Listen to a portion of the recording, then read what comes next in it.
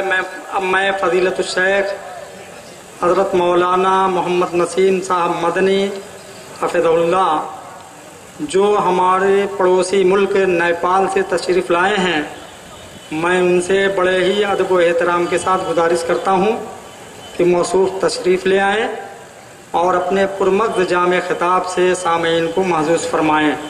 مولانا محمد نسیم مدنی حفظ اللہ۔ السلام علیکم ورحمۃ اللہ وبرکاتہ۔ ان الحمد للہ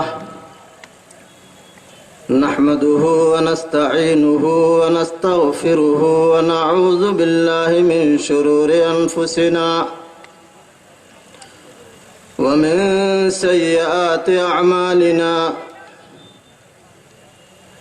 من يهده الله فلا مضل له ومن يضلل فلا هادي له، وأشهد أن لا إله إلا الله وحده لا شريك له، وأشهد أن محمدا عبده ورسوله۔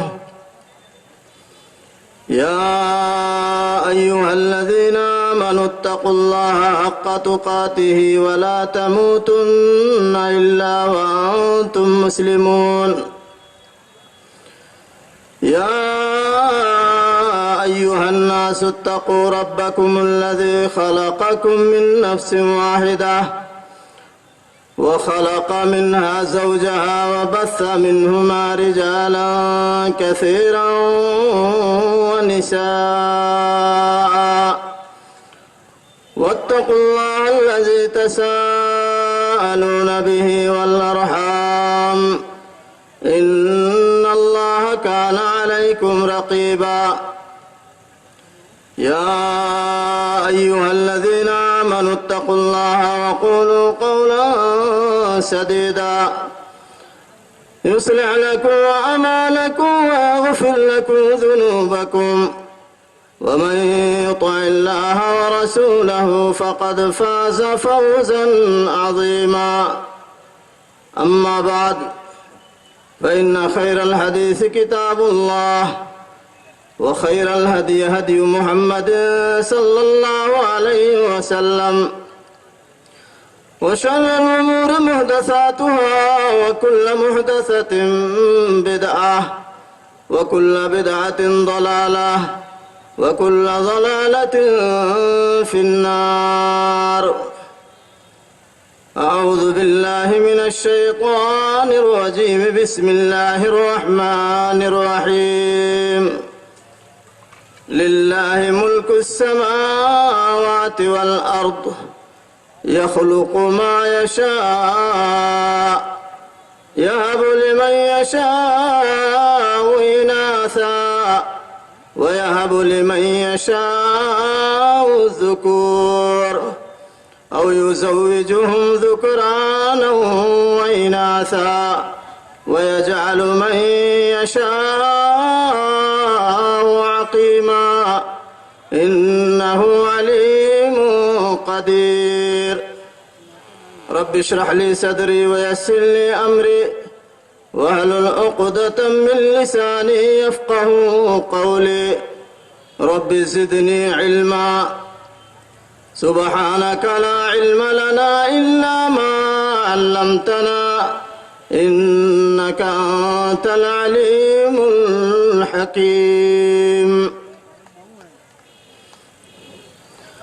میں بلبل نالا ہوں گلزار محمد کا، میں بلبل نالا ہوں گلزار محمد کا، آئینے حیراں ہوں دیدار محمد کا، بلبل فدا ہے گل پہ اور شمع پہ پروانہ، ہے حب مجھے اپنے دلدار محمد کا۔ محترم صدر اجلاس، اسٹیج پر تشریف فرما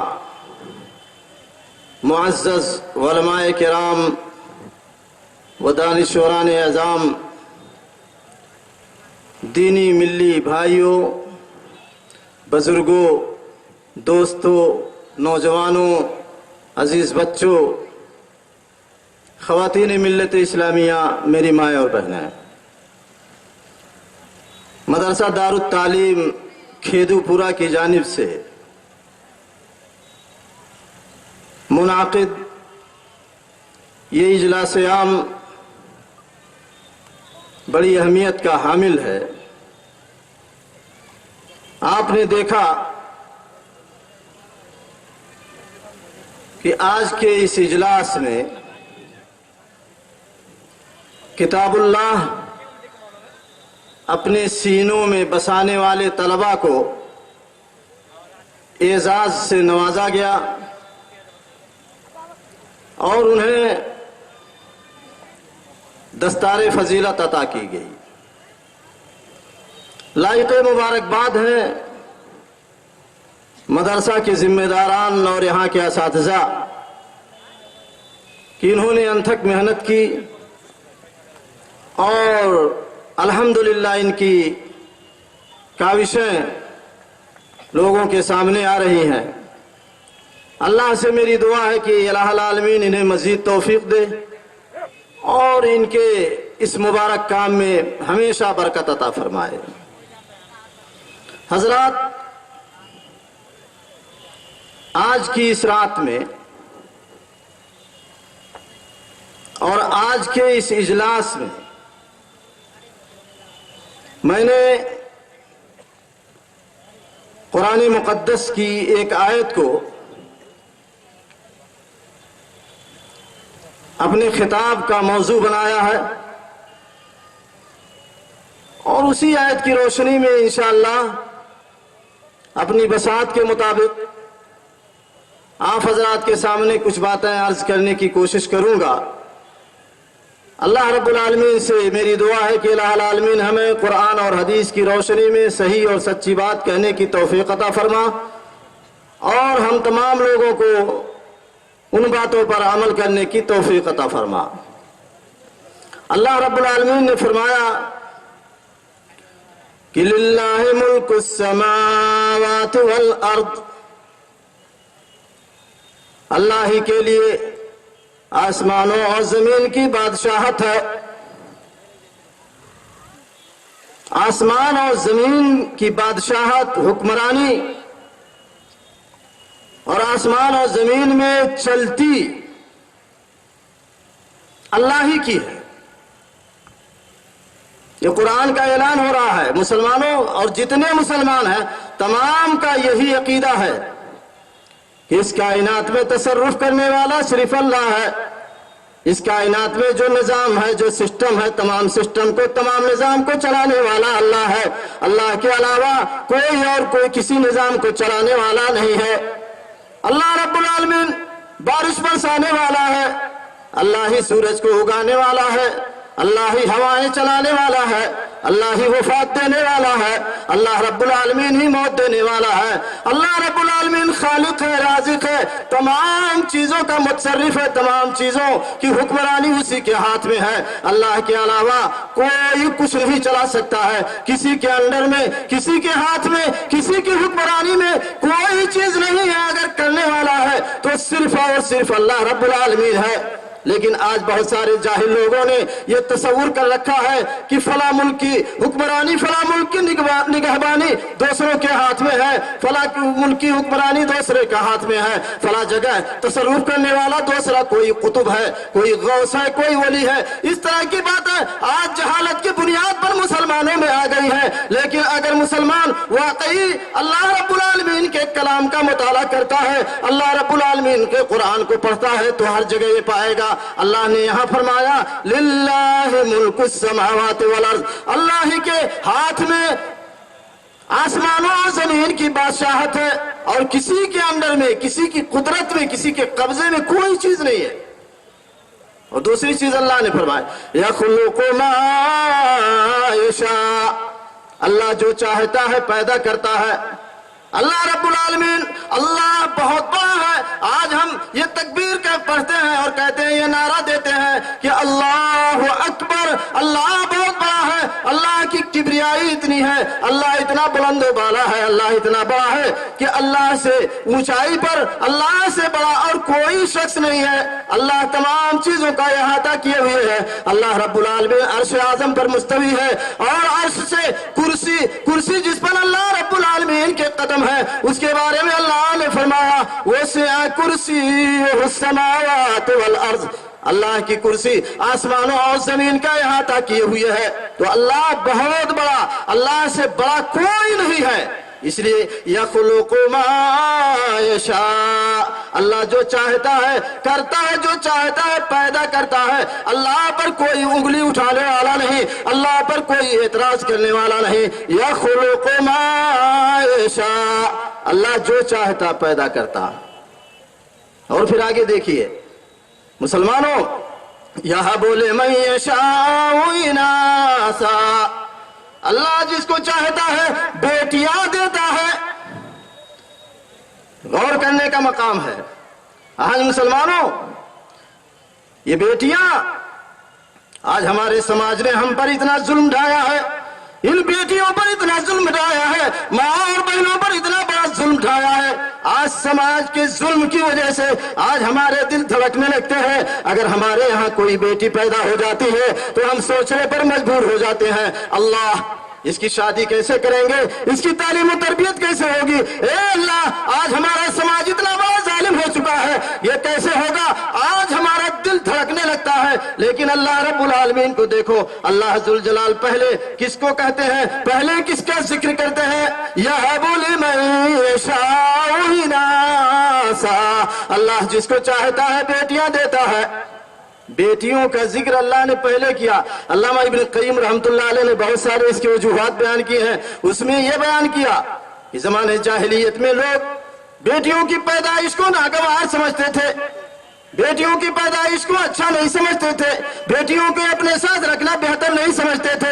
اور بیٹیوں کے بارے میں ان کی یہ سوچ تھی کہ یہ بیٹیاں جو گھڑ سواری نہیں کر سکتی ہیں، یہ بیٹیاں جو میدان کارزار میں کام نہیں آ سکتی ہیں، یہ بیٹیاں جو کسی کام کی نہیں ہوتی ہیں، کوئی کام نہیں سنبھال سکتی ہیں، ان بیٹیوں کو اپنے گھر کے اندر بسانا، ان کو کھلانا، ان کو پلانا یہ عار ہے، باعث ننگ و عار ہے، بیکار ہے. ان کو اپنے گھروں میں نہیں رکھنا چاہیے تھا، نہیں رکھنا چاہیے، بلکہ ان کے یہاں معاملہ اس حد تک پہنچ گیا تھا کہ بیٹیاں پیدا ہوتی تھی تو ان کو زندہ لے جا کر کے دفنا دیتے تھے، زندہ درگور کر دیتے تھے.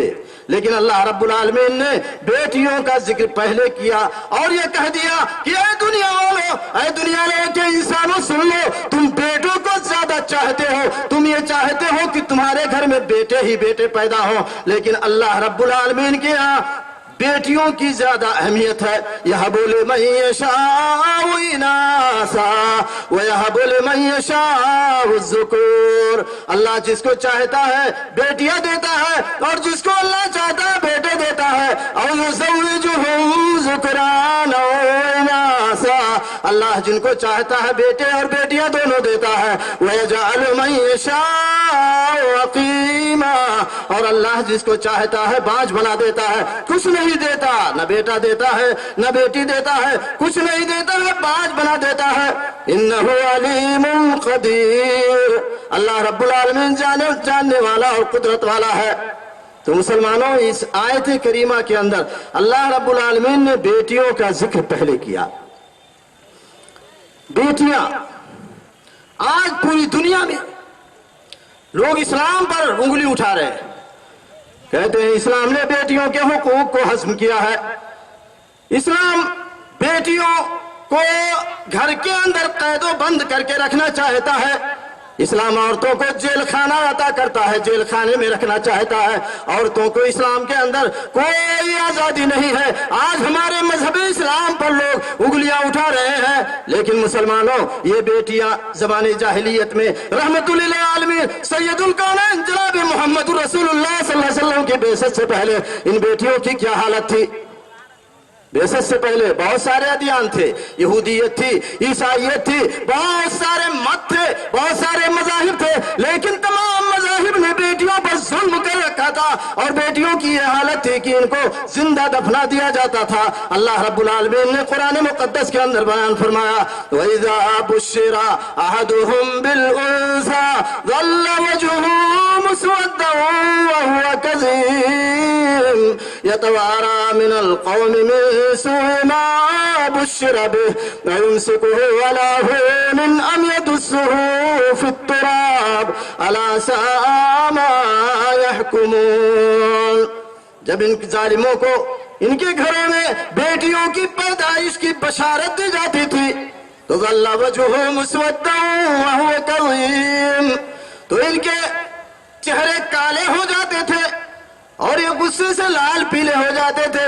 ये तवारा मिनल कौम, लोगों से छुप छुप करके, गलियों में छुप करके, मुंह ढांक करके, अपना सर छुपा करके भागते थे। ये तवारा मिनल कौम मिन सूइ मा बुश्शिरा बिहि, कोई देख ना ले कि यही आदमी है, इसके घर बच्ची की विलादत हुई है, बच्ची की पैदाइश हुई है। लोगों से छुप छुप करके गली कूचों में फिरते थे। अयुमसिकुहु अला हुन, हजार रुसवाइयों के बावजूद क्या बेटी को अपने पास रखे, अम यदुस्सुहु फित्तुराब, या उसको जमीन के अंदर जिंदा गाड़ दे, दफना दे। ये सोच थी लोगों की, ये फिक्र थी लोगों का, ये नजरिया था मुसलमानों। सुनन दारमी के अंदर अल्लामा दारमी रहमहुल्लाह ने एक वाकया नकल किया है। वो फरमाते हैं, एक हदीस रसूल अकरम जनाबे मोहम्मदुर रसूलुल्लाह सल्लल्लाहु अलैहि वसल्लम की खिदमत में एक सहाबी आए, वो इस्लाम कबूल कर चुके थे, नबी अकरम सल्लल्लाहु अलैहि वसल्लम का कलमा पढ़ चुके थे, लेकिन अल्लाह के नबी सरवरे कायनात सैयदुल अंबिया रहमतुल लिल आलमीन जनाब मोहम्मदुर रसूलुल्लाह सल्लल्लाहु अलैहि वसल्लम ने देखा कि वो उदास उदास बैठे हुए हैं, उनका चेहरा गिरा हुआ है, वो किसी सोच में पड़े हुए हैं। अल्लाह के नबी ने कहा कि आखिर तुम क्यों चेहरा बनाए हुए, तुम्हारा चेहरा क्यों गिरा हुआ है? उन्होंने कहा, अल्लाह के नबी, गरचे मैं मुसलमान हो चुका हूं, लेकिन ज़माने जाहिलियत में इस्लाम लाने से पहले मैंने एक ऐसा जुर्म किया है, एक ऐसा पाप किया है कि वो मेरे दिल को अभी भी महसूस रहा है। मैं बेचैन हूं, परेशान हूं, ऐसा पाप, ऐसा जुर्म, ऐसा गुनाह अजीम मैंने कर रखा है कि मैं परेशान रहता हूं। अल्लाह के नबी रहमतुल लिल आलमीन ने कहा कि वो जुर्म बताओ, तुम्हारा पाप क्या है?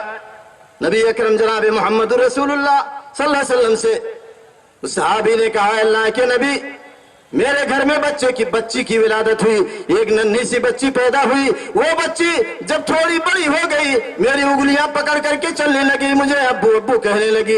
अल्लाह के नबी जनाब मोहम्मद रसूलुल्लाह सल्लल्लाहु अलैहि वसल्लम में इतना शकील कल्ब हो गया, मैं नहीं चाहता था, उस जमाने का समाज नहीं चाहता था कि बच्चियां घर के अंदर रहे, बच्चियों का वजूद बाकी रहे। अल्लाह के रसूल जनाब मोहम्मद रसूलुल्लाह सल्लल्लाहु अलैहि वसल्लम, मेरी भी वही सोच थी।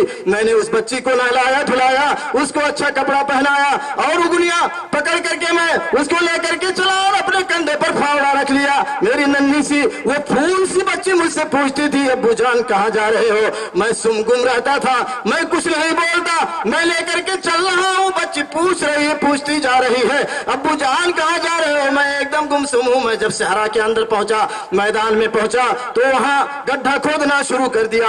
अल्लाह के नबी, जब मैं गड्ढा खोदता था और मिट्टियां उछल करके मेरे कपड़ों पर आती थी, तो वो बच्ची दौड़ करके मेरे कपड़े से मिट्टी को झाड़ती थी और कहती थी कि मेरे अब्बू जान इतनी मेहनत क्यों कर रहे हो, ये गड्ढा क्यों खोद रहे हो? अल्लाह के नबी, मैं गड्ढा खोदता गया, जब गड्ढा खोद करके मुकम्मल कर दिया, मैंने उस बच्ची को उसके अंदर डाल दिया, उस बच्ची को उस गड्ढे में डाल दिया और ऊपर से मिट्टी डालने लगा। वो बच्ची रो पड़ी, गिड़गिड़ा पड़ी, कहा, अब्बू जान मुझे आखिर क्यों फाड़ کر کے جا رہے ہو؟ اس گڈھے کے اندر ڈال کر کے دفنا کر کے کیوں جانا چاہتے ہو؟ اے ابو جان میرا جرم کیا ہے؟ وہ کہتے ہیں کہ اللہ کے نبی میں کچھ نہیں سنا، میں اتنا سخت دل ہو گیا تھا کہ میری سمجھ میں کوئی بات نہیں آ رہی تھی، میں اس بچی کو وہاں بھاٹ کر کے دفنا کر کے چلا آیا۔ اللہ کے نبی جناب محمد رسول اللہ صلی اللہ علیہ وسلم رحمت للعالمین کو صحابہ کرام نے دیکھا کہ اللہ کے نبی صلی اللہ علیہ وسلم اشکبار ہو گئے، آپ کے آنسو گر رہے ہیں، داڑھیوں پر آ رہے ہیں۔ صحابہ کرام نے اس صحابی کو جا کر کے روکنا چاہا کہ تم اپنا واقعہ بیان کرنا بند کر دو، تم نے نبی اکرم جناب محمد رسول اللہ صلی اللہ علیہ وسلم کو غم زدہ کر دیا ہے، غمگین کر دیا ہے۔ اللہ کے نبی نے کہا اے میرے ساتھیوں اس کو نہ روکو۔ اس صحابی سے آپ نے دوبارہ کہا کہ تم اپنا واقعہ بیان کرو، وہ بیان کرتے جا رہے تھے اور ہمارے حبیب رحمت للعالمین جناب محمد رسول اللہ صلی اللہ علیہ وسلم روتے ہوئے جا رہے تھے۔ تو مسلمانوں یہ حالت تھی زمانے جاہلیت میں بچیوں کی، عورتوں کی، ان کو کوئی پسند نہیں کرتا تھا، لیکن قربان جاؤ اس اسلام پر قربان جاؤ۔ جب اسلام آیا تو انہوں نے پورا ادھیکار دیا، پورے حقوق دیے، اور اللہ رب العالمین نے یہ اعلان کر دیا للرجال نصیب مما ترک الوالدان والاقربون وللنساء نصیب مما ترک الوالدان والاقربون مما قل منه کثر نصیبا مفروضا، کہ اگر کوئی آدمی مر جائے وراثت میں جو چھوڑ کر کے جا رہا ہے تو جس قدر حصہ ہے بیٹوں کا، مردوں کا حصہ ہے، اسی قدر بیٹیوں کا حصہ ہے۔ بیٹیوں کو بھی ملنا چاہیے وراثت میں، لیکن آج مسلم سماج میں اکثر جگہوں پر بیٹیاں محروم کر دی گئی ہیں، نہ بیٹیوں کو دیا جاتا ہے، نہ بہنوں کو دیا جاتا ہے، نہ اور جو عورتیں وراثت کی حقدار ہیں ان کو بھی وراثت سے محروم کر دیا جاتا ہے، کچھ نہیں دیا جاتا ہے۔ لیکن ہمارے مذہب اسلام نے ان کو بھرپور ادھیکار اور حق دیا۔ اور مسلمانوں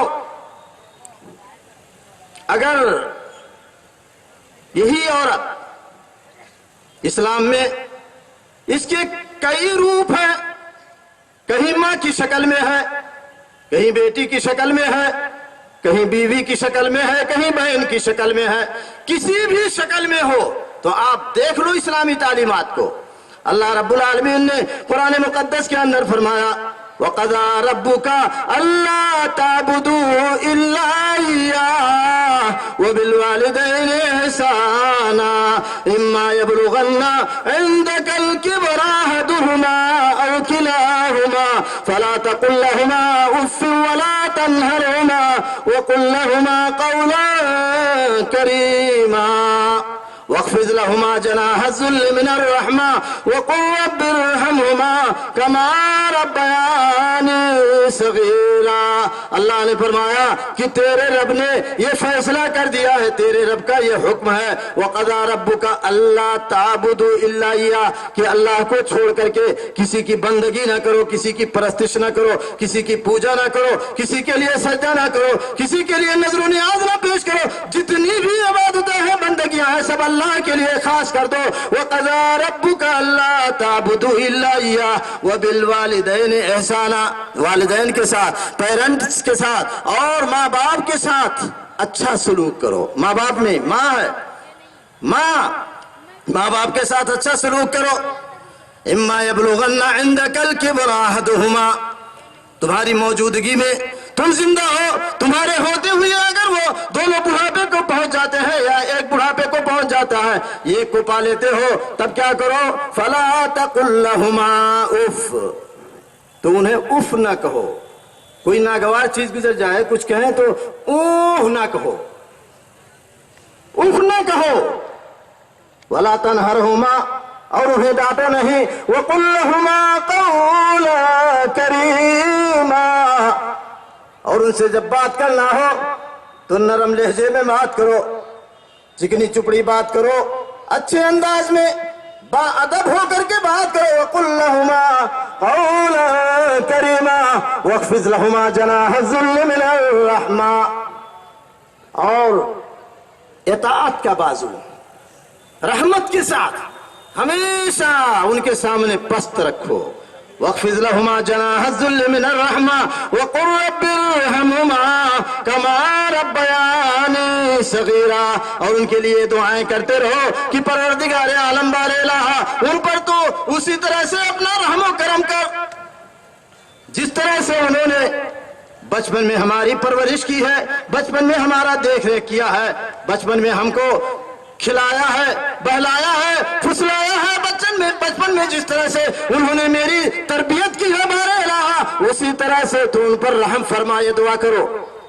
تو مسلمانوں، والدین خاص طور پر ماں کے حقوق، سرور کائنات جناب محمد رسول اللہ صلی اللہ علیہ وسلم کی خدمت میں ایک صحابی آئے، کہا من احق بحسن صحابتی یا رسول اللہ، اے اللہ کے رسول، میرے حسن سلوک اچھے برتاؤ کا سب سے زیادہ حقدار کون ہے؟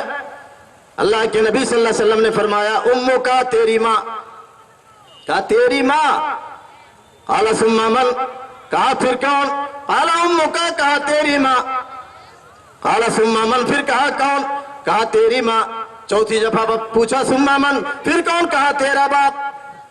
تو ماں کا یہ درجہ، ماں کو یہ درجہ دیا گیا، اور اللہ کے نبی صلی اللہ علیہ وسلم نے ایک حدیث کے اندر یہاں تک بیان کیا کہ اس آدمی کی ناخواہ کالود ہو، اس آدمی کا ستیہ ناس ہو جائے جو آدمی اپنے والدین کو بڑھاپے میں پائے، چاہے دونوں کو پائے، ایک کو پائے، اور اس پانے کے بعد وہ جنت نہ کما لے، جنت کو حاصل نہ کر لے۔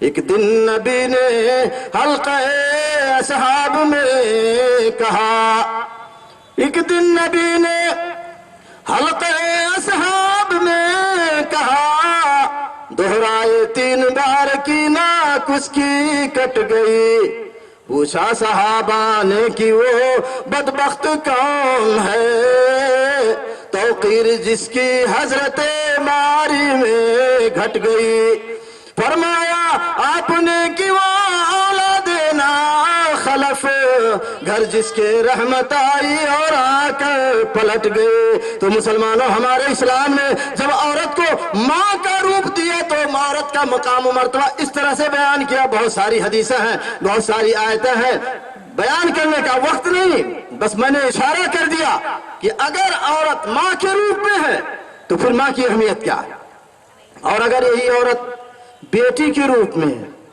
بیٹیاں آج پیدا ہوتی ہیں تو ہم پریشان ہو جاتے ہیں، سماج نے ایسا ماحول بنا دیا، آج جہیز کا ماحول ہے، ہندوانہ رسم و رواج کا ماحول ہے، آج الٹے بیٹے والے بیٹیوں والوں سے وصول کرتے ہیں، جبکہ حق تو یہ ہوتا ہے، حق یہ بنتا ہے کہ بیٹیوں کو دینا چاہیے، مہر بیٹیوں کا حق ہے، اور بقیہ جو چیزیں ہیں وہ بیٹیوں کو دینا چاہیے، لیکن آج ہمارے ہاں اس کا الٹا ہو رہا ہے، اسی لیے بیٹیاں پریشان ہیں، بیٹیوں کے والدین پریشان ہیں، بیٹیوں کے اولیاء امور پریشان ہیں، بیٹیاں جب پیدا ہوتی ہیں، لیکن یہ بیٹیاں مسلمانوں، ان کی پیدائش سے ہمیں پریشان نہیں ہونا چاہیے، ان کی پیدائش ہمارے لیے باعث خیر و برکت ہے، ہمیشہ خوش رہنا چاہیے، ہر حال میں راضی برضا ہو تو مزہ دیکھ، ہر حال میں راضی برضا ہو تو مزہ دیکھ، دنیا میں ہی بیٹھے ہوئے جنت کی فضا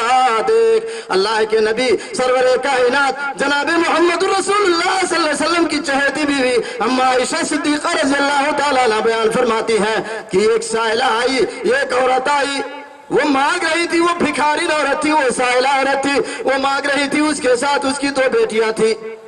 اس نے کہا اماں جان کھانے کے لیے دے دیجئے، میں بھوکی ہوں، میری یہ 2 بیٹیاں بھوکی ہیں، اماں جان گھر کے اندر ہو تو کچھ دے دیجئے۔ اماں عائشہ صدیقہ رضی اللہ تعالیٰ عنہ نے پورا گھر چھان مارا۔ کس کا گھر تھا مسلمانوں؟ آج تو ہمارے دروازوں پر پتہ نہیں نعمتوں کی کتنی ناقدریاں ہو رہی ہیں، آج ہم نعمتوں کی قدر کرنا نہیں جانتے۔ کس کا گھر ہے؟ سید الانبیاء، سید الکونین، رسول پر پیغمبر اسود و احمر جناب محمد رسول اللہ صلی اللہ علیہ وسلم کا گھر ہے۔ اما عائشہ کہتی ہے میں گھر کے اندر گئی، تلاش کیا، مجھے ایک کھجور کے علاوہ کھانے کی اور کوئی چیز نہیں ملی، ایک کھجور کے علاوہ۔ مسلمانوں غور کرو، وہ ہمارے نبی اگر آپ چاہتے تو دنیا کی تمام نعمتیں آپ پر نچھاور کر دی جاتی. اگر آپ چاہتے تو پورے مکہ اور مدینہ کے پہاڑ آپ کے لیے سونا بنا دیے جاتے. اگر آپ چاہتے تو آپ کے گھروں کے اندر کسی چیز کی کسی نعمت کی کمی نہیں ہونے پاتی. لیکن اللہ کے نبی جناب محمد رسول اللہ صلی اللہ علیہ وسلم نے اس دنیا کو کبھی کوئی حیثیت نہیں دی. ایک واقعہ ایک حدیث آتی ہے, صحابہ کرام آئے, صحابہ کرام نے دیکھا تھا کہ قیصر و کسریٰ کا دربار کس طرح سے سجا ہوتا ہے, قیصر و کسریٰ کس طرح سے نرم گدوں پر آرام سے سوتے ہیں. وہ وہاں سے واپس آئے, دیکھا کہ سرور کائنات سید الانبیاء جناب محمد رسول اللہ صلی اللہ علیہ وآلہ وسلم چٹائی پر سوئے ہوئے ہیں. ہمیشہ خاک ساری سے جو سوتا تھا چٹائی پر, ہمیشہ خاک ساری سے جو سوتا تھا چٹائی پر, سلام اس پارسا پر اور اس کی پارسائی پر. صحابہ کرام نے دیکھا کہ ہمارا سرکار نبی اکرم جناب محمد رسول اللہ صلی اللہ علیہ وسلم چٹائی پر سوئے ہوئے ہیں, اور چٹائی کے نشانات آپ کے پیٹھے آدھار پر پڑے ہوئے ہیں, آپ کے پشت پر پڑے ہوئے ہیں. ایک ایک چٹائی کا نشان آپ کے پشت سے نمایاں ہے. صحابہ کرام نے پیشکش کیا کہ اے سرور کائنات, اے محمد رسول اللہ صلی اللہ علیہ وسلم, اگر آپ حکم دیں تو آپ کے لیے گدا بنا دیا جائے. ہم نے دیکھا ہے قیصر و کسریٰ کو, ہم نے دیکھا ہے روم و فارس کے بادشاہوں کو کہ وہ لوگ نرم گداز بستروں پر سوتے ہیں. اے اللہ کے نبی, کیوں آپ کے لیے گدا نہ بنا دیا جائے؟ تو نبی نے کیا جواب دیا, مالی وللدنیا. یہ مسلمانوں, یہ میرے ساتھیوں, مجھے دنیا سے کیا لینا دینا ہے؟ مجھے دنیا سے کوئی شوق نہیں ہے. مالی وللدنیا مانا فی الدنیا الا کراکب, میں تو دنیا میں ایک مسافر کی طرح سے ہوں.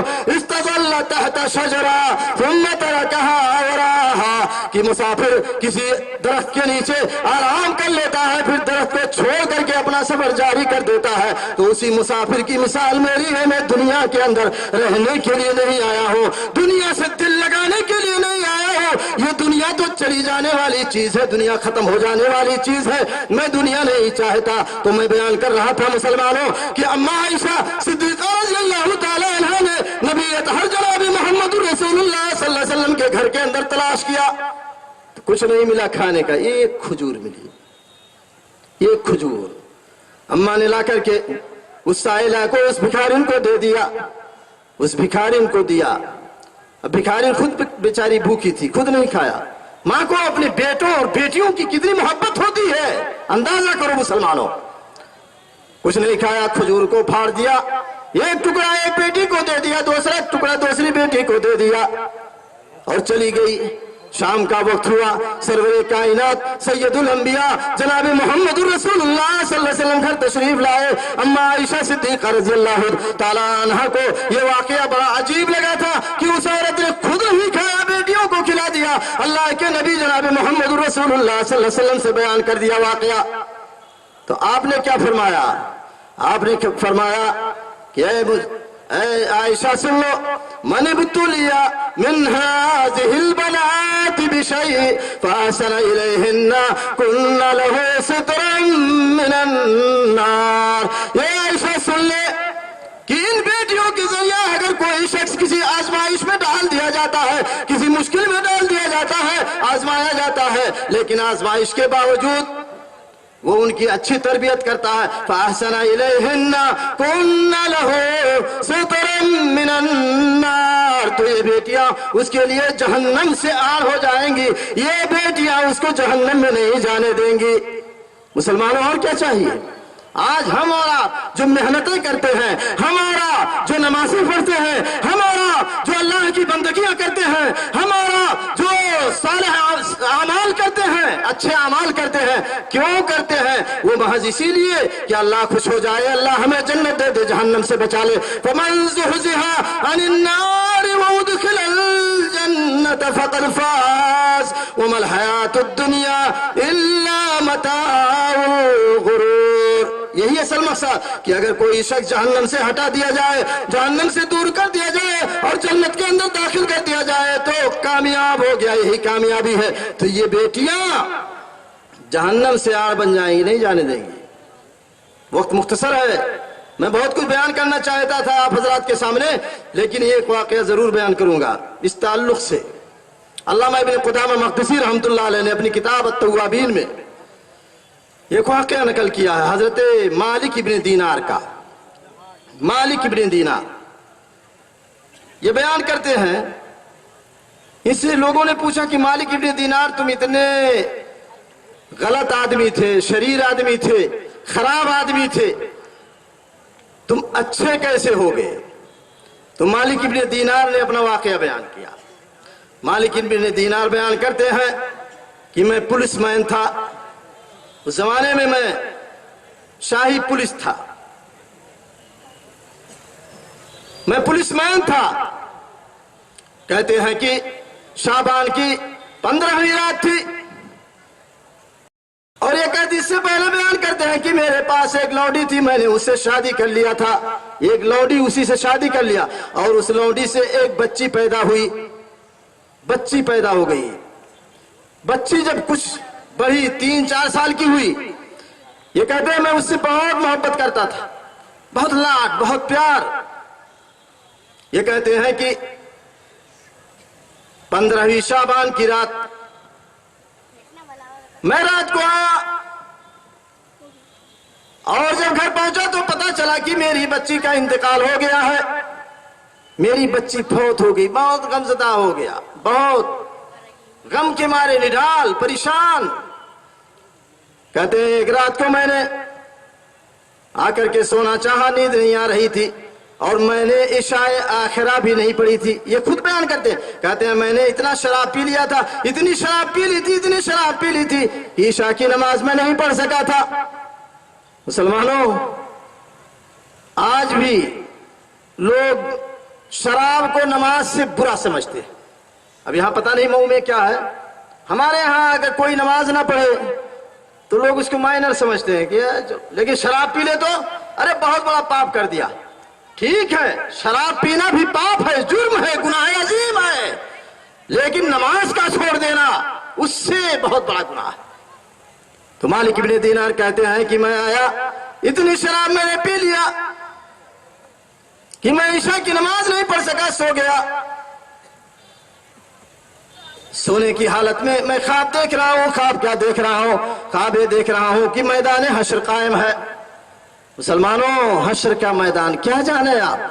قرآن پڑھو، حشر کی ہولناکیاں کیا ہوں گی، قیامت کی ہولناکیاں کیا ہوں گی، قیامت کی سخت گھڑیاں کیسے گزریں گی، قرآن میں حدیثوں میں بیان ہے۔ یہ کہتے ہیں کہ میں خواب دیکھ رہا ہوں کہ میدان حشر قائم ہے، لوگ اپنی قبروں سے اٹھ کر کے میدان حشر کی طرف جا رہے ہیں۔ رواں دواں میں بھی اب جا رہا ہوں۔ میں جب میدان حشر کی طرف جانے لگا، جا رہا ہوں، اپنا سفر میں نے جاری رکھا ہے، پیچھے سے مجھے احساس ہو رہا ہے کہ کچھ سرسراہٹ کی، کچھ کھسکھساہٹ کی آواز آ رہی ہے، پیچھے میرے کوئی آ رہا ہے۔ میں جب اپنے پیچھے مڑ کر کے دیکھتا ہوں تو یہ بہت بڑا اژدہا منہ پھاڑے ہوئے میرے پیچھے دوڑا ہوا آ رہا ہے، بہت بڑا اژدہا۔ مالک ابن دینار کہتے ہیں جب میں نے اژدہا کو دیکھا تو میں نے دوڑ لگانا شروع کر دیا، دوڑنا شروع کر دیا، دوڑ رہا ہوں، اژدہا پیچھے سے کھدیڑ رہا ہے، دوڑتا دوڑتا جا رہا ہوں۔ یہ ایک بہت جل قسم کا آدمی، بہت بوڑھا، کھوسٹ بوڑھا ایک آدمی، بہت خوب رو انداز میں، چہرہ اچھا ہے، لباس خوبصورت ہے، اس انداز میں اس آدمی سے ملاقات ہو جاتی ہے۔ میں کہتا ہوں کہ بابا جان دیکھو، یہ اژدہا مجھے دوڑا رہا ہے، کھدیڑ رہا ہے، تم میری مدد کرو۔ وہ بوڑھا رونے لگتا ہے، نہیں بیٹا میں نہیں کچھ کر سکتا، تو جا، آگے تیری مدد ہوگی، جا بھاگ یہاں سے۔ یہ کہتے ہیں میں بھاگتا بھاگتا جا رہا ہوں، اور وہ اژدہا مجھے کھدیڑ رہا ہے۔ میں ایک پہاڑ کی چوٹی پر گیا، اور پہاڑ کی چوٹی کے نیچے جب میری نگاہ پڑی تو میں نے دیکھا کہ اس کے پہاڑ کے نیچے آگ ہی آگ ہے، ایسا لگ رہا ہے کہ آگ ایک دوسرے کو کھا رہے ہیں۔ وہاں ایک پکارنے والے نے مجھے پکارا، آواز دیا کہ یہ تیری جگہ نہیں ہے، یہاں سے واپس جا۔ میں بھاگا وہاں سے الٹا، وہ اژدہا مجھے کھدیڑ رہا، راستے میں وہ بوڑھا پھر مل گیا، بوڑھے سے ملاقات ہو گئی۔ میں نے اس بوڑھے سے پوچھا، میں نے اس بوڑھے سے ریکویسٹ کیا، میں نے التجا کیا کہ مجھے اس سے بچاؤ۔ وہ رونے لگا، کہا نہیں میں بچا نہیں سکتا ہوں۔ اس بوڑھے نے معذرت کر دیا. مالک ابن دینار کہتے ہیں میں بھاگ رہا تھا, میں بھاگتا بھاگتا ایک جگہ گیا تو دیکھ رہا ہوں کہ بہت بڑے مکان, بڑے بڑے مکانات بنے ہوئے ہیں, بہت خوبصورت پردے لگے ہوئے ہیں, وہاں سونی چاندی کے, ہیرو جواہرات کے اس کے پاٹ لگے ہوئے ہیں. ایک آدمی نے کہا کہ دیکھو اندر سے کوئی اس کی کوئی دھروہر ہے, اس کا کوئی سامان یہاں موجود ہو, اس کو بچا سکتا ہے. اتنے میں کیا دیکھ رہا ہو کہ اس گھر کے اندر, اس گھر کے اندر بہت سارے بچے بچیاں ہیں جن کے چہرے سورج کی طرح سے چمک رہے ہیں. اسی اسنا میں میری وہ لاڈلی بچی جو وفات پا چکی تھی, میری وہ لاڈلی بچی جو انتقال کر گئی تھی, وہ بھی دکھائی دی. وہ دوڑ کر کے آ کر کے میرے گود میں بیٹھ گئی اور اپنے ایک ہاتھ سے اشارہ کیا.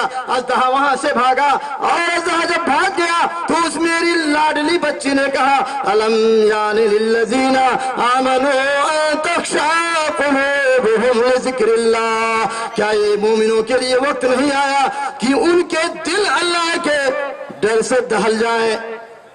یہ کہتے ہیں کہ میں نے کہا بیٹی تو چھوٹی سی تھی, ننھی سی تھی, 3 سال کی تھی, مر گئی تھی, تم نے قرآن پاک کیسے یاد کر لیا, قرآن کی آیت کیسے پڑھ رہی ہو؟ تو اس نے کہا ہے اے میرے ابو جان آپ مجھ سے زیادہ قرآن پڑھنا نہیں جانتے ہو. اس کے بعد بیٹی سے انہوں نے پوچھا کہ وہ مجھے اژدہا کھدے رہا تھا, وہ کیا تھا؟ کہا اے ابو جان وہ آپ کے کالے کرتوت تھے, آپ کے برے اعمال تھے, آپ نے اتنے برے اعمال کیے ہیں, اتنے برے اعمال کیے ہیں کہ آپ نے ان کو بہت موٹا تازہ کر دیا ہے. اور ابو جان وہ جو بوڑھا جلجل ضعیف آدمی آپ کو ملا تھا وہ آپ کا نیک عمل تھا, وہ کسی کام کا نہیں. اسی میں کہتے ہیں مالک ابن دینار اسی اسنا میں میری آنکھ کھل گئی. اسی اسنا میں, اسی درمیان جب میں نے اتنا سب کچھ دیکھا, اسی اسنا میں میری آنکھ کھل گئی اور میں نے اللہ کی بارگاہ میں ایسی سچی توبہ کی کہ پھر میں کسی گناہ اور شراب پینے کے قریب نہیں گیا. تو یہاں استشہاد یہ مسلمانوں کی بچیوں کی پیدائش پہ ہمیں ناراض نہیں ہونا چاہیے. بچیاں ہمارے لیے باعث خیر و برکت ہے, بچیاں ہمارے لیے جہنم سے پردہ ہو جائیں گی, اور یہی چیز مطلوب ہے, یہی مقصود ہے. فمن زحزح عن النار وادخل الجنة فقد فاز وما الحیاة الدنیا الا متاع الغرور. تو مسلمانوں بچیاں اگر یہ بیٹی کی شکل میں ہیں, عورتیں بیٹی کی شکل میں, تو یہ فضیلت ہے. اور بیوی کی شکل میں ہے تو بہت ساری فضیلت ہے. بیوی اللہ رب العالمین نے فرمایا ہن لباس لکم وانتم لباس لہن, یہ تمہاری بیویاں تمہارے لیے لباس ہے اور تم ان کے لیے لباس ہو. بیویاں یہ لباس ہے. لباس کی قدر و قیمت اگر کوئی جانتا ہوگا, لباس کی اہمیت جانتا ہوگا, لباس کے فوائد سے کوئی شخص آشنا ہوگا, تو وہ یہ سمجھے گا کہ لباس کا مقصد کیا ہوتا ہے. لباس یہ آپ کو گرمی سے بچاتا ہے, لباس آپ کو سردی سے بچاتا ہے, لباس آپ کو طرح طرح کے بیکٹیریا سے بچاتا ہے, لباس آپ کو طرح طرح کی بیماریوں سے بچاتا ہے. اسی طرح سے مرد عورت کے لیے لباس اور عورتیں مرد کے لیے لباس ہے. ہر وقت ہر موڑ پر جو کام آئے, مرد عورت کے کام آئے, عورت مرد کے کام آئے. ہن لباس لکم وانتم لباس لہن. تو یہ سب عورتوں کے حقوق ہیں, عورتوں کو اللہ رب العالمین نے عطا کیے ہیں. میری ماں اور بہنوں کو بھی سوچنا چاہیے. لوگوں کے بلند باغ نعروں میں ان کو نہیں پھنسنا چاہیے. جو لوگ نعرے لگا رہے ہیں کہ ہاں عورتوں کو آزادی چاہیے, آزادی سے کیا آزادی چاہیے؟ ہمارا اسلام تو چاہتا ہے مسلمانوں کہ عورتوں کی عزت و ناموس محفوظ رہے. اسلام نے جو بھی حکم لگائے, جو بھی قانون بنایا ہے, وہ کس لیے؟ اس لیے نہیں کہ کسی کو پریشان کیا جائے, کسی کو تنگ کیا جائے, اس لیے نہیں بنایا, بلکہ قانون اس لیے بنایا ہے. اور آج قانون کی پاسداری نہیں ہو رہی ہے. آج یہ دیکھا جا رہا ہے کہ ماں بہنوں کے عزت و آبرو کے ساتھ کھلواڑ کیا جا رہا ہے, ان کے پرخچے اڑائے جا رہے ہیں, ان کو سرے عام طور پر نیلام کیا جا رہا ہے. ان کی کوئی حیثیت نہیں. گرچہ لوگ نعرہ دیتے ہیں کہ ہاں یہ چاہیے, وہ چاہیے, یہ آزادی چاہیے, وہ آزادی چاہیے, لیکن دیکھو کیا حالت ہو رہی ہے. آج عورتوں کے ساتھ کیسا سلوک اور برتاؤ کیا جا رہا ہے. عورتوں کے لیے اللہ نے جو قانون بنایا وہ عورتوں کی حفاظت کے لیے، تاکہ وہ عورتیں اپنی عزت و ناموس کی حفاظت کر سکیں، ان سے کوئی کھلواڑ نہ کر سکے۔ حضرت عمر فاروق رضی اللہ تعالیٰ عنہ، آپ جانتے ہیں بڑے ہی جلالی صحابی، جلیل القدر صحابی، اللہ کے نبی جناب محمد رسول اللہ صلی اللہ علیہ وسلم نے کہا کہ میرے بعد اگر کوئی نبی ہوتا وہ عمر ہوتا۔ اللہ کے نبی صلی اللہ علیہ وسلم نے فرمایا کہ اے عمر، تم مدینہ کی ایک گلی سے چلتے ہو تو شیطان اس گلی کا راستہ بدل کر کے دوسری گلی کا راستہ اختیار کر لیتا ہے۔ عمر رضی اللہ تعالیٰ عنہ نے اللہ کے نبی جناب محمد رسول اللہ صلی اللہ علیہ وسلم سے کہا کہ اے اللہ کے نبی، آپ کے گھر میں، آپ کی مجلسوں میں بہت سارے لوگ آتے ہیں، کچھ نیک ہوتے ہیں، کچھ بد ہوتے ہیں، کچھ فاسق و فاجر ہوتے ہیں۔ اے اللہ کے نبی، اگر آپ ازواج مطہرات کو پردے کا حکم دے دیتے، حجاب کا حکم دے دیتے تو اچھا ہوتا، بہتر ہوتا۔ عمر کے دل کی اس آواز کو عرش اعظم سے اللہ رب العالمین نے سن لیا اور کیا کہا؟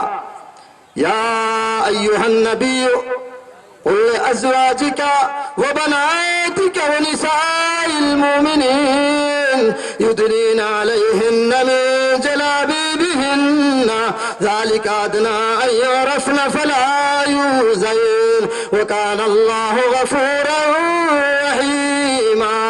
اے نبی، آپ اپنی بیویوں سے کہہ دیجئے، اے نبی آپ اپنی بیٹیوں سے کہہ دیجئے، وَنِسَاءِ الْمُؤْمِنِينَ، اور مومنوں کی عورتوں سے کہہ دیجئے، یُدْنِینَ عَلَیہنَّ مِن جَلَابِیبِہنَّ، کہ وہ اپنی چادروں کو اپنے اوپر ڈال لیا کریں، لٹکا لیا کریں۔ ذَلِكَ أَدْنَىٰ أَن يُعْرَفْنَ فَلَا يُؤْذَيْنَ، اس سے وہ پہچان لی جائیں گی، پہچان میں آ جائیں گی کہ یہ شریف ذاتیاں ہیں، یہ اچھی عورتیں ہیں، یہ عزت دار گھرانے کی لڑکیاں ہیں، یہ نیک عورتیں ہیں۔ ذَلِكَ أَدْنَىٰ أَن يُعْرَفْنَ فَلَا يُؤْذَيْنَ، تو تکلیف نہیں دی جائیں گی، ان کو دیکھ کر کے سیٹیاں نہیں بجائی جائیں گی، ان کو دیکھ کر کے آوازیں نہیں، آباش اور بدماش اور بدقماش قسم کے نوجوان لوڑے آواز نہیں کسیں گے۔ فلا یوزین، ان کو اذیت نہیں دی جائے گی۔ وَكَانَ اللَّهُ غَفُورًا رَحِیمًا، اور اللہ رب العالمین بخشنے والا، رحم کرنے والا ہے۔ تو مسلمانوں، یہاں پردے کا حکم اللہ رب العالمین نے نازل کیا، کیوں؟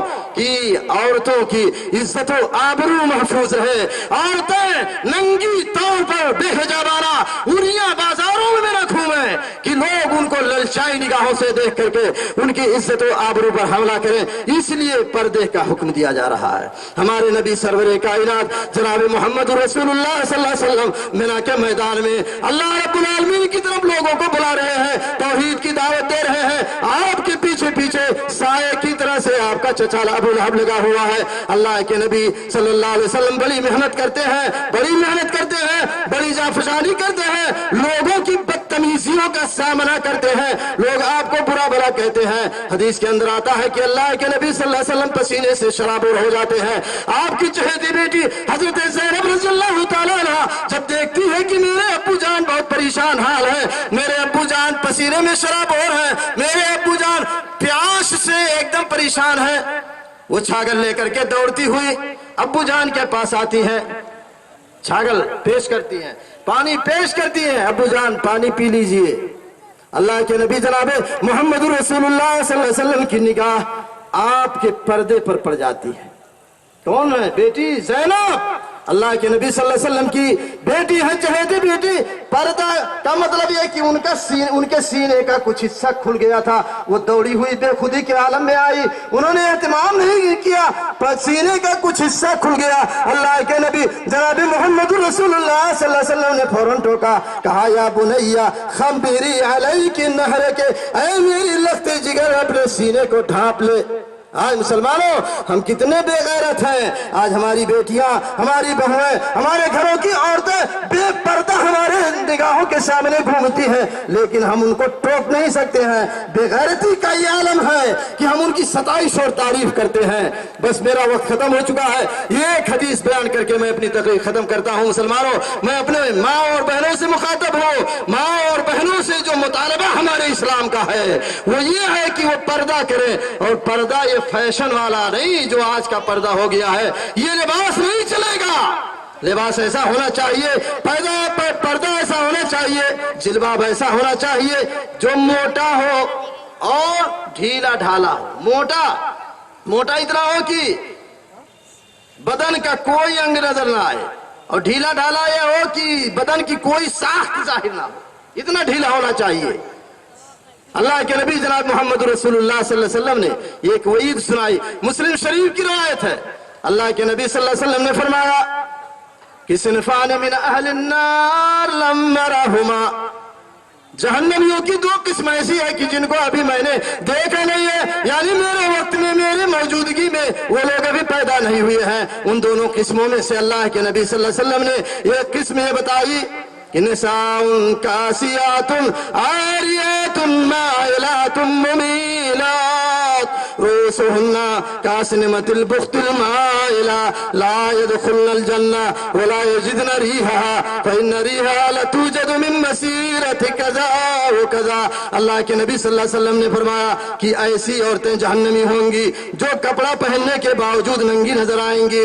نساء کاسیات عاریات مائلات، وہ خود مائل ہونے والی ہوں گی اور دوسروں کو اپنی طرف مائل کرنے والیاں ہوں گی۔ رؤوسهن، ان کے سر ایسے ہوں گے کہ بختی قبیلے کے اونٹ کے کوہان کی طرح سے ہوں گے۔ لا يدخلن الجنہ، وہ جنت میں داخل نہیں ہوں گے۔ ولا يجدن ريحها، اور وہ جنت کی خوشبو کو نہیں پائیں گے۔ وإن ريحها لتوجد من مسيرة كذا وكذا، حالانکہ جنت کی خوشبو اتنی مسافت کی دوری سے پائی جاتی ہے۔ تو مسلمانوں، ماں اور بہنوں، غور کرو، اسلام نے عورتوں کو بہت بڑا مقام دیا، اور اسلام نے عورتوں کے لیے جو قید و بند لگایا کہ اس طرح سے رہے، اس طرح سے رہے، اپنے گھروں میں رہے، پردے کے ساتھ رہے، پردے کے ساتھ نکلے، یہ تمام چیزیں بیٹیوں، بہنوں، ماؤں کی عزت و آبرو کی حفاظت ہی کے لیے، تنگ کرنے کے لیے نہیں۔ اللہ رب العالمین سے دعا ہے کہ الہ العالمین ہم تمام مسلمانوں کو نیک عمل کرنے کی توفیق عطا فرمائے۔ بار الہ ہماری ماں اور بہنوں کو توفیق دے کہ وہ اسلامی تعلیمات کے مطابق پردے کے ساتھ رہیں، پردے کے ساتھ اپنی زندگی گزاریں، اپنی عزت و آبرو کی حفاظت کریں۔ بار الہ مننے کے بعد ہم تمام مسلمانوں کو جنت الفردوس کے اندر جگہ عطا فرما۔ اقول قولی ھذا استغفر اللہ لی ولکم ولسائر المسلمین فاستغفروه من كل ذنب انه هو الغفور الرحیم۔ وصلی اللہ وسلم علی نبینا محمد وعلى آلہ وصحبہ اجمعین، والسلام علیکم ورحمۃ اللہ وبرکاتہ۔